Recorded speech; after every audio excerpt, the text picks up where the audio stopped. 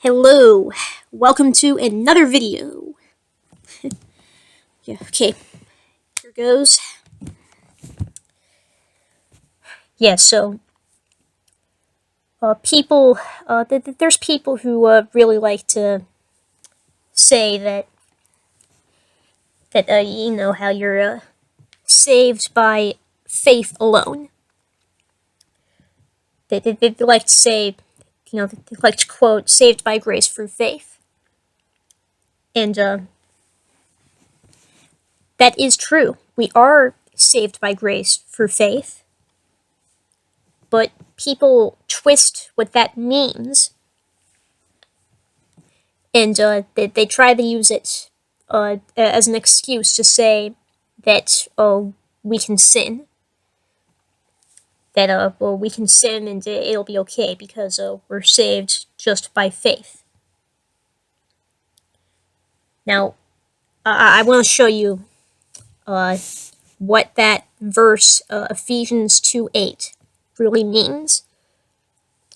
I want to go back to the biblical definitions of grace and faith. So let's look at that and see what that verse really means.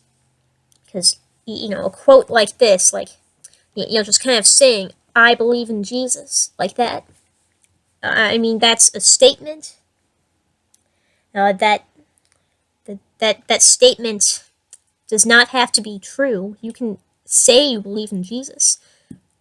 Lots of people can say, "I believe in Jesus," but it's another thing to have true living faith. So, let's get into this. Yeah, okay. Ephesians 2:8. For by grace are you saved through faith, and that not of yourselves. It is the gift of God. And this verse is true. We cannot save ourselves.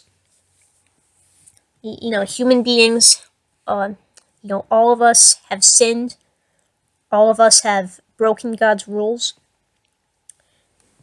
And we can't save ourselves. We needed to be saved. We need God's grace to save us. And so, yeah, salvation is a gift from God. It's not something that we can earn. Oh, it also says, "not of works, lest any man should boast." Yeah, I thought I would include that so that no one can accuse me of leaving out that next verse. Because no, I'm not going to leave out that next verse, because it is also true. We are not saved by works. You can't work your way to heaven. There's absolutely no way to do enough good works that you'll be good enough to make it into heaven. That will never work. And that's just not how it works. You can't get to heaven like that. And I am not trying to preach works salvation here. I don't want to spread that. Definitely not. I'm not in support of works salvation. I'm in support of salvation by faith. But I say that it has to be real faith. It has to be living faith. It's not enough just to say, "I believe." So, I'll show you. Let's get into this verse more in depth. Ephesians 2:8. For by grace are you saved through faith. Okay, so what is it that saves us? Now, do not confuse grace with mercy, because it's not the same thing. Let's look at what is the actual definition of grace. Okay. Graciousness of manner or act, abstract or concrete, literal, figurative, or spiritual.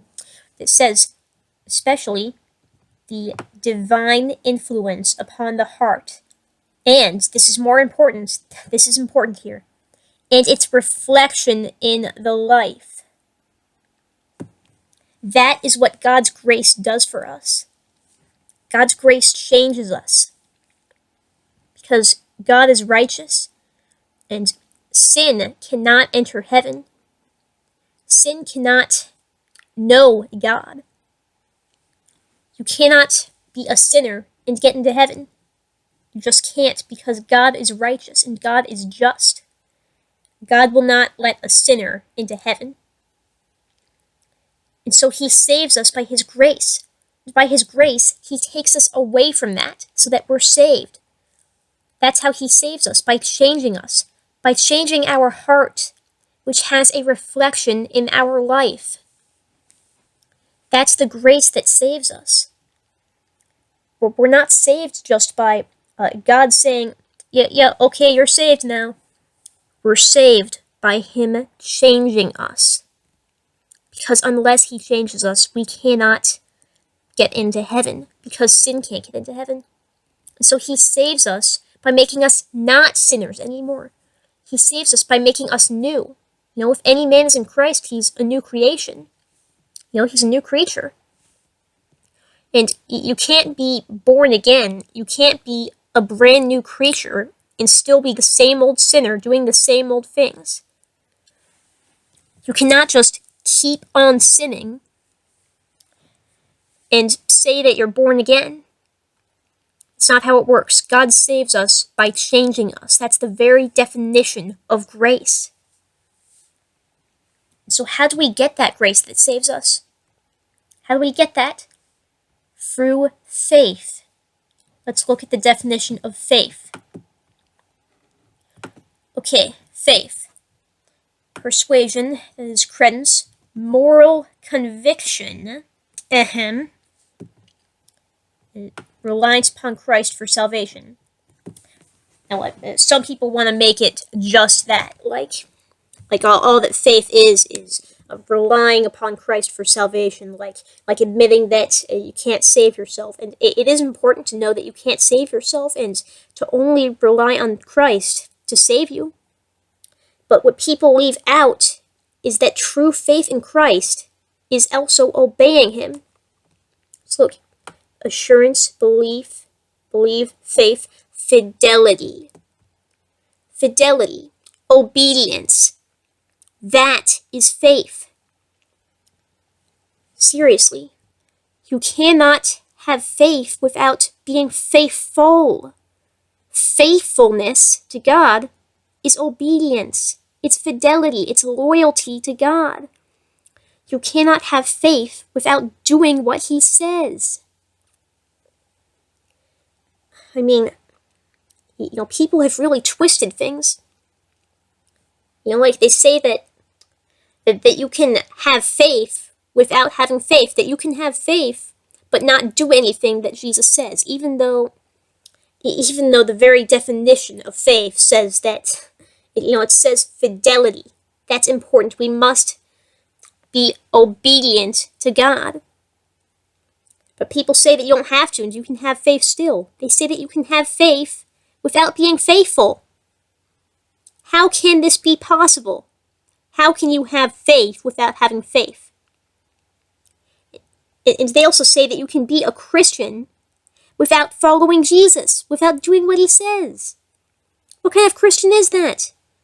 The definition of Christian is a disciple of Jesus. Christians are supposed to be followers of Christ. That's what a Christian is. But they say you can be a Christian without obeying him. They say you can be a Christian. Oh, man, it's just ridiculous. You can't have faith without having faith, and you can't be a Christian without being a Christian. So, it's time to decide right now.